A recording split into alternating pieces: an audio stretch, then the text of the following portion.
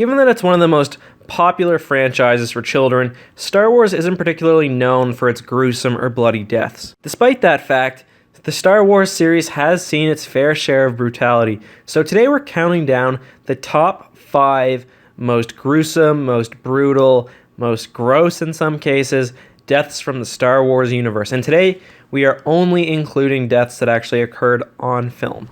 Maybe sometime we'll do a most gruesome Legends death. That will take a lot more research. Number 5 is the death of Jango Fett, and this is one of the few decapitations that have actually appeared in a Star Wars film. However, what makes this one particularly brutal and gruesome is the fact that if you look closely, you can actually see Jango's head fall out of his helmet after he's decapitated. It's just a shadow, but you can still kind of see it. There's also a pretty graphic shot of his headless body falling to the ground, and I mean, this whole scene is made even more visceral by the fact that Baba, his young son, is watching the whole thing happening, and he picks up his father's helmet after he was decapitated after the battle.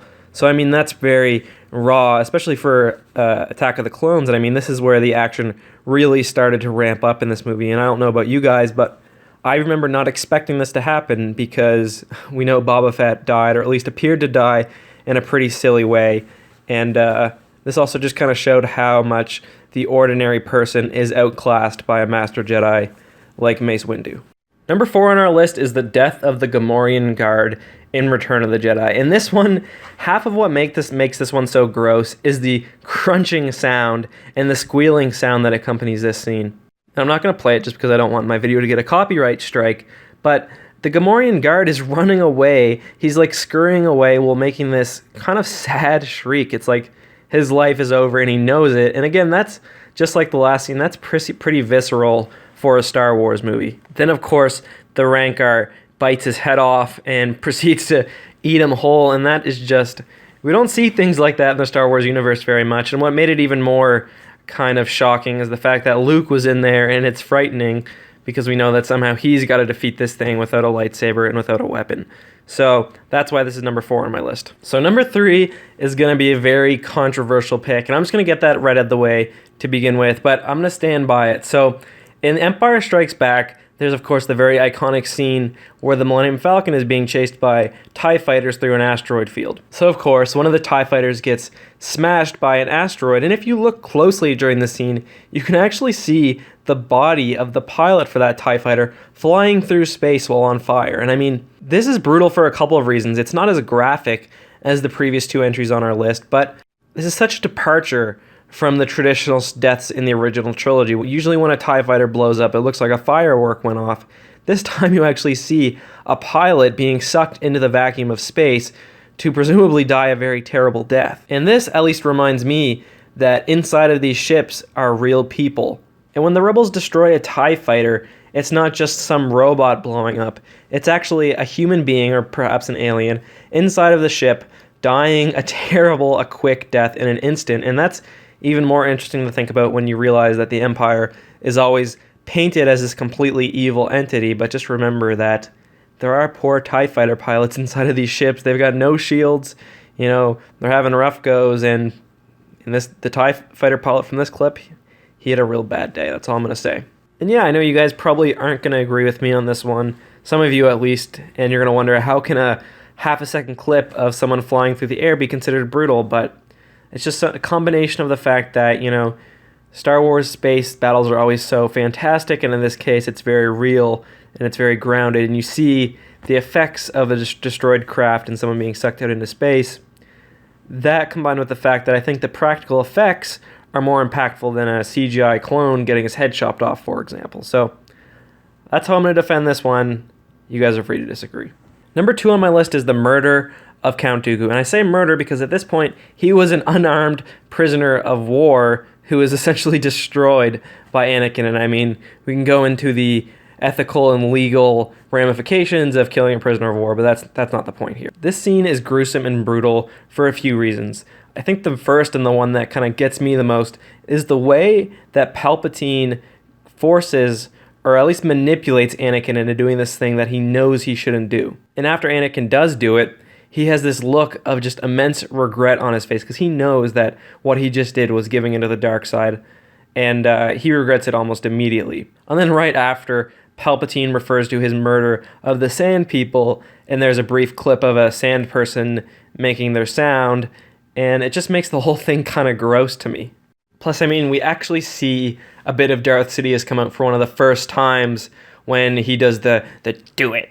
We see that come out, and that just adds to the whole thing that this is wrong, this isn't the Jedi way, and that makes it gruesome. There's also the fact that Count Dooku is afraid, and he has a look of fear on his face, and he realizes that he is being betrayed by his current master, who's replacing him with a younger, better version of himself. There's also the sound that the two lightsabers make when Anakin decapitates Dooku, and it's almost like a nails-on chalkboard sound. It's like if two swords were actually scraping against each other, they would kind of sound like that, and then the lightsaber adds a little extra crackle. We also see Count Dooku's head roll across the ground, and that itself would probably be one of the more gory moments in Star Wars, because while we have seen some clones decapitated and Jango Fett decapitated, they always have some sort of helmet or some sort of head covering on, and decapitation is just much more brutal than an arm or a hand being cut off.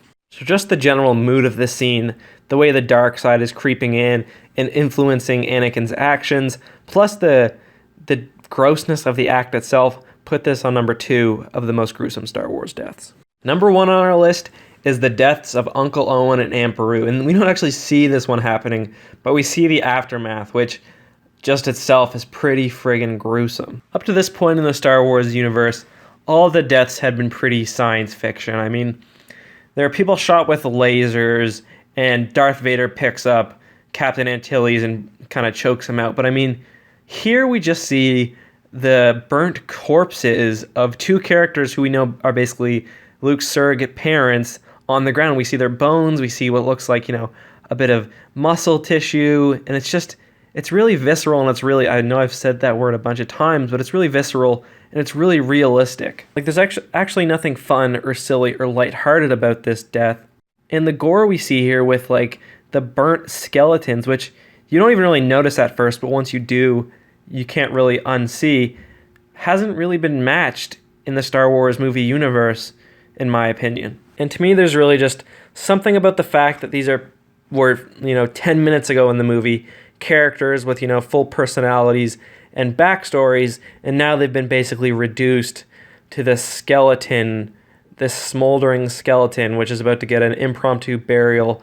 There's just something about that that's very dehumanizing, in which we don't really see in the series very often. And I mean, this, along with a few other moments in this movie, show us that the Empire, although they seem a little silly sometimes, and it looks like they wear pens in their shirt, they're not to be messed with, because they will kill your whole family and burn your house down just by thinking that you might have a droid. And of course, this moment is immensely important because it led to Luke going with Obi-Wan Kenobi to rescue Princess Leia, or I guess to give the droids to Princess Leia, and really, it started the whole Star Wars story. So the Empire probably would have been better to leave the farm, maybe check back later, but not burn the whole thing down. And if you think about it, had Luke been there, as Obi-Wan says, there's nothing that he could have done. He would have been just another corpse, just left there to rot in the sun.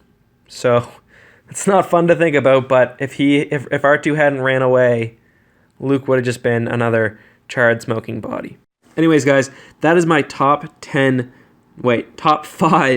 most gruesome, most brutal deaths in the Star Wars movie universe. Obviously, this list was really highly subjective, and there are some things that could be switched out, particularly number 3. I know some of you guys are going to disagree with. You might want the scene where Yoda decapitates those 2 clone troopers, or where some of the Jedi die during Order 66, or where those clone troopers get sucked out into space. There are a ton of different options. So if you disagree, post in the comments below. I will read them. I will probably respond to them.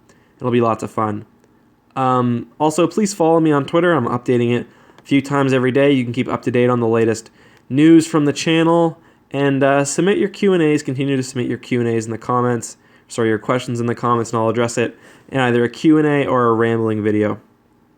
So today's comment of the day in the Community Spotlight features Chris Pearson, who knows a whole lot more than I do about the rank badges in Star Wars. This comment was on my Captain Antilles Minor Characters of the Week video, and he seems to know a whole lot about his rank plaque, the Alderaan forces, and how the Rebels and how other Star Wars factions basically designate rank. So check that comment out, give it a thumbs up, check his channel out, and enjoy the knowledge, guys. Anyways, this has been Eckhart Slatter. May the Force be with you.